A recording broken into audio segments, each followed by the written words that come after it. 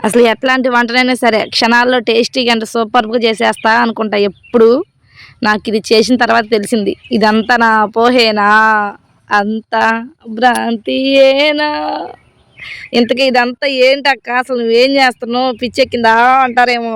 అస్సల జొన్న రొట్టె చేద్దామని జొన్న పిండయితే తీసుకొని రొట్టె చేయబోయా.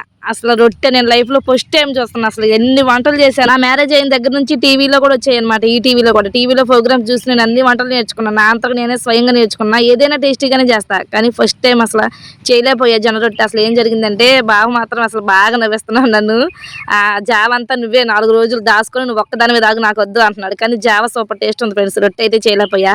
వీడియో తీయకూడదనుకున్నా. కానీ రొట్టె చేసే క్లిప్ అయితే తీయలేదు. లాస్ట్‌లో తర్వాత మీకు ఎట్లైంది చూపించాలని చెప్పి జొన్న రొట్టె చేద్దామని చేస్తే అసలు రొట్టె ఇరిగిపోతుంది. ఇట్లా చేత్తో ప్రెస్ చేస్తుంటే పొడుం పొడుమైపోతుంది. అస్సలు రాలేదు ఫ్రెండ్స్. నేను అనుకున్నా ఇప్పుడు. మా సైడు ఆంధ్ర సైడ్ అసలు జొన్న రొట్టెలంటే మా ఊర్లో అయితే అసలు తినరు. అసలు చేయడానికి కూడా నాకు అవ్వలేదు. ట్రై చేశా గానీ అది కూడా వర్కౌట్ అవ్వల. జొన్న రొట్టె అసలు ఎట్లా చేయాలి ఏంటనేది కొంచెం నాకు చెప్తారా? నెక్స్ట్ వీడియోలో మీరు ఈ వీడియోలో కామెంట్ చేస్తే నేను నెక్స్ట్ వీడియోలో జొన్న రొట్టె పర్ఫెక్ట్‌గా చేస్తా మీ అందరి కామెంట్స్ చూసి. యూట్యూబ్‌లో అందరూ జొన్న రొట్టె అంటుంటే ఎంత టేస్టీగా ఉండిద్దో తిందామని నెల రోజుల నుంచి అనుకుంటున్నా.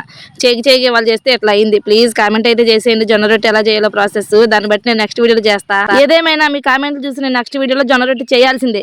ఓకేనా? బాయ్ బాయ్ అందరికీ.